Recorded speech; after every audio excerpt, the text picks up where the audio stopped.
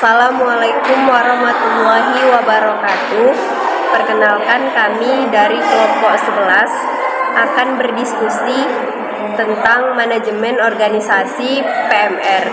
Kami terdiri dari 3 orang. Yang pertama saya, Saidatunisa Simatupang dengan NIM 0306193166, dan di sebelah saya Perkenalkan, nama saya Fitri Ananda dengan NIM 0306193153, dan di sebelah saya. Perkenalkan, nama saya Rahmadita, NIM 0306192139. Baiklah, kami akan memulai diskusi. Yang pertama, saya akan memberi pertanyaan kepada rekan-rekan. Adapun pertanyaan saya yang pertama yaitu, coba jelaskan dibagi berapakah keanggotaan PMR. Pertanyaan yang kedua, macam-macam organisasi PMR di sekolah. Yang ketiga, kapan keanggotaan PMR berakhir? Dan yang keempat, apa sajakah struktur dari organisasi PMR? Baiklah, saya akan menjawab pertanyaan dari Nisa. Jadi PMR itu dibagi menjadi 3. Yang pertama PMR pemula, yang kedua PMR Madya, yang ketiga PMR Wira. Jadi PMR mula itu setingkat usia murid SD dengan umur 7-12 tahun dengan memakai budget berwarna hijau. Selanjutnya PMR Madya itu setara atau setingkat dengan usia murid SLTP, yaitu tingkatan umur 13-16 tahun dengan warna bajunya itu warna biru. Yang terakhir, yang nomor 3, PMR Wira setingkat dengan murid SLTA atau sederajat dengan tingkatan umur 17-21 tahun dengan memakai budget warna kuning. Terus selanjutnya pertanyaan yang kedua tentang macam-macam anggota PMR ya, Nis? Tentang macam-macam anggota PMR. Mana? Macam-macam anggota PMR itu, yang pertama PMR mula. PMR mula itu adalah tingkatan setara dengan pelajar sekolah SD. Terus PMR Madya. PMR Madya ini setara dengan tingkatan pelajar sekolah menengah pertama atau SMP. Yang ketiga PMR Wira, itu juga setara dengan tingkatan pelajar sekolah menengah atas. Baiklah, selanjutnya teman saya yang akan menjawab pertanyaan dari Saidatunisa yang berikutnya. Baiklah, di sini saya akan menjawab pertanyaan Saidatunisa, yang mana pertanyaannya ialah kapan keanggotaan PMR berakhir. Nah, keanggotaan berakhir yaitu waktu dia meminta berhenti, waktu seseorang itu meninggal dunia, atau diberhentikan. Selanjutnya, pertanyaan yang terakhir, apa saja struktur organisasi PMR? Nah, struktur organisasinya itu ada penanggung jawab. Penanggung jawab itu atas semua pelaksanaan kegiatannya. Terus ada pembina PMR, ada ketua PMR, ada wakil kelas, wakil ketua, ada sekretaris, dan ada bendahara. Selanjutnya ada hubungan masyarakat dan unit kesehatan. Selanjutnya saya kembalikan ke Saidatunisa. Terima kasih kepada teman-teman. Selanjutnya kepada rekan saya yang ingin memberi pertanyaan. Baiklah, di sini saya berikan 3 pertanyaan. Yang pertama, bagaimana rancangan pembina pengembangan Kepalang Merahan? Yang kedua, bagaimana organisasi PMR di sekolah? Yang ketiga, bagaimana susunan pengurus PMR di sekolah? Baiklah, siapa yang ingin menjawab? Saya akan menjawab pertanyaan dari Fitria. Pertanyaan yang pertama, jawabannya yaitu pembinaan PMR. Yang pertama, tim pembina pengembangan Kepalang Merahan. Yang pertama, sesuai perjanjian kerjasama PMI Depdikbud RI tanggal 24 Mei 1995, yaitu dibentuk tim pembina pengembangan Kepalang Merahan di kalangan siswa, warga belajar, dan mahasiswa di singkat TPPMI. PMI dibentuk di tingkat pusat, provinsi, kota, maupun kabupaten. Yang ketiga, TPPMI di setiap tingkatan terdiri dari unsur PMI, Departemen Pendidikan Nasional, Departemen Kesehatan, dan Departemen Agama.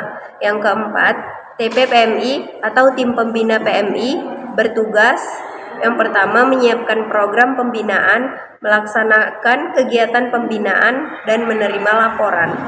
Pertanyaan yang kedua, organisasi PMR di sekolah. Yang pertama itu pembinaan PMR dilaksanakan oleh TPPMI atau tim pembina PMI.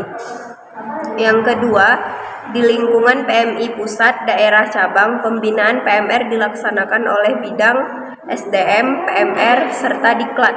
Yang ketiga, PMR di sekolah disebut kelompok PMR yang beranggotakan minimal 10 orang.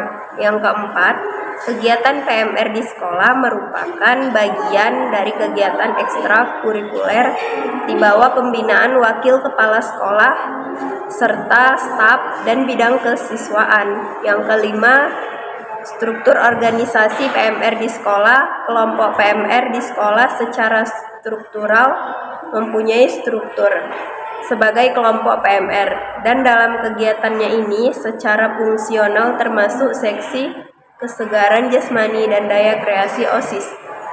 Adapun pertanyaan yang ketiga yaitu susunan pengurus PMR di sekolah. Yang pertama ada pelindung dari TPPMI atau tim pembina PMI. Yang kedua, penanggung jawab kepala sekolah, pembina PMR, pelatih PMI. Pengurus harian PMR terdiri dari siswa-siswi yang telah menjadi anggota PMR dengan masa bakti minimal 1 tahun, yang terdiri dari ketua, wakil ketua, sekretaris, serta bendahara, dan unit-unitnya yaitu bakti masyarakat, keterampilan, kebersihan, dan kesehatan, serta persahabatan, dan yang lainnya umum. Terima kasih. Saya lanjut kepada rekan saya yang ingin memberi pertanyaan. Di sini saya akan memberi pertanyaan bersama rekan saya. Yang pertanyaan pertama itu, mengapa pakaian PMR itu hanya boleh digunakan oleh anggota PMR saja? Yang kedua, bagaimana tanda lokasi? Yang ketiga, mengapa lencana dibuat? Oke, baiklah, saya akan menjawab pertanyaan dari rekan saya, Ramadita. Yang pertanyaan pertama tadi, mengapa pakaian PMI hanya boleh digunakan oleh anggota PMR saja? Karena pakaian itu sebagai tanda kalau kamu tuh seorang PMI gitu kan. Jadi kamu harus menggunakan pakaian itu. Kenapa hanya boleh digunakan oleh anggota itu saja? Karena memang hanya anggota lah yang bisa menggunakan baju PMI gitu. Atau anggota atau peserta gitu kan. Nah, itu pertanyaan yang kedua, bagaimana tanda lokasi? Tanda lokasi itu dipakai sebagai tanda pengenal wilayah kota atau kabupaten, dan kelompok PMR yang bersangkutan dijahit pada lengan kanan atas pakaian seragam PMR. Yang pertanyaan yang ketiga tadi adalah tanda lokasi. Tanda lokasi itu yang pertanyaan yang nomor 3 tadi tentang apa, Dit? Nomor 3 tadi pertanyaannya itu ialah mengapa lencana dibuat? Sebuah lencana itu dibuat. Mengapa sebuah lencana itu dibuat?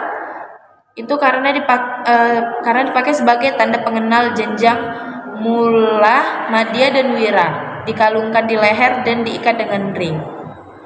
Itu saja cukup. Terus lencana itu dibuat untuk bertujuan memberikan penghargaan dan pengakuan atas peran serta anggota PMR dalam kegiatan Tribakti PMR. Apakah saudari Ramadita sudah mengerti dengan jawabannya? Mengerti? Bolehkah saya menyanggah pertanyaan dari saudari Ramadita? Yang pertanyaannya mengenai mengapa pakaian PMI hanya boleh digunakan oleh anggota saja, itu kenapa ya? Kenapa saya yang bukan anggota, saya tidak boleh gitu memakai seragam? Menurut rekan Ramadita gimana? Tadi sudah dijelaskan oleh Fitri Ananda kan sebagai tanda. Nah, coba kalau seandainya itu dibolehkan untuk semuanya saja memakai. Jadi kita bagaimana untuk mengetahui kalau mana ini anggota PMR-nya yang sebetulnya? Makanya itu sebagai tanda kalau dia itu sebagai anggota PMR. Jadi kita kalau ada perlu sama anggota PMR, kita udah tahu oh ini anak PMR atau PMI. Oh, begitu. Terima kasih. Sekian dari kelompok kami. Lebih dan kurang kami mohon maaf. Wassalamualaikum warahmatullahi wabarakatuh.